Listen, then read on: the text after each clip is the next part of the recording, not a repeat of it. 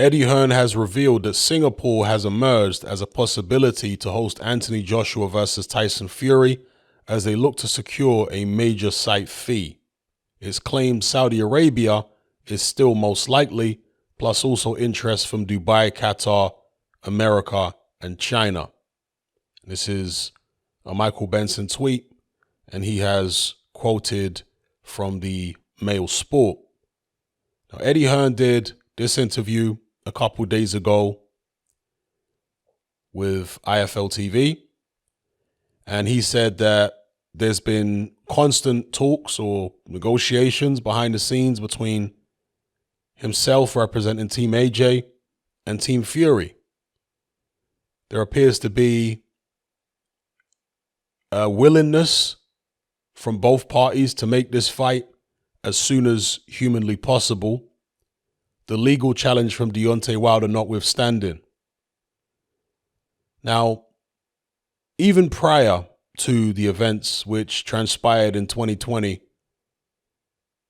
early on in 2020, January, February, and I think even the back end of 2019, there had been talk about putting the AJ Fury fight abroad anyway, just because it's extra money for both fighters because of the site fees that some people abroad are willing to pay. Now, obviously, it isn't ideal because this would be a historic fight for British boxing. There's never been an undisputed world heavyweight championship contested between two Brits before.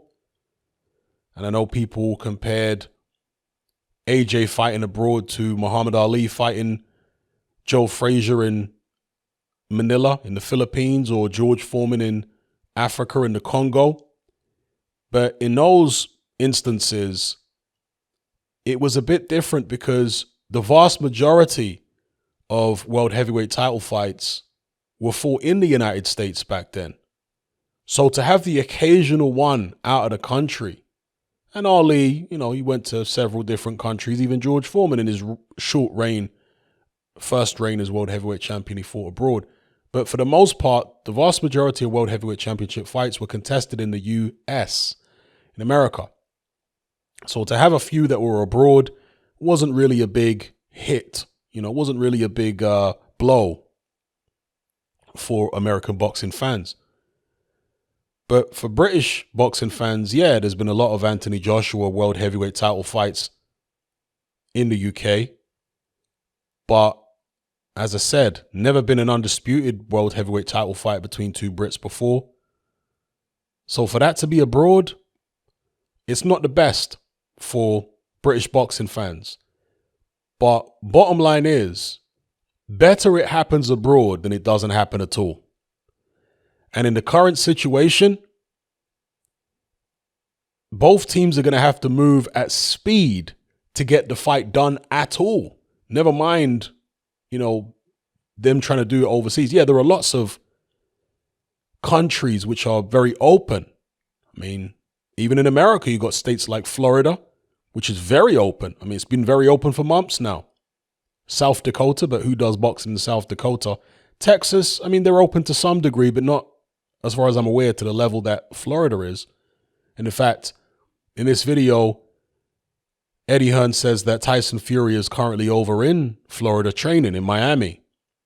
Maybe I'll join him. Well, not specifically Fury at his location, but maybe I'll go over to Miami myself. So there are plenty of parts of the world.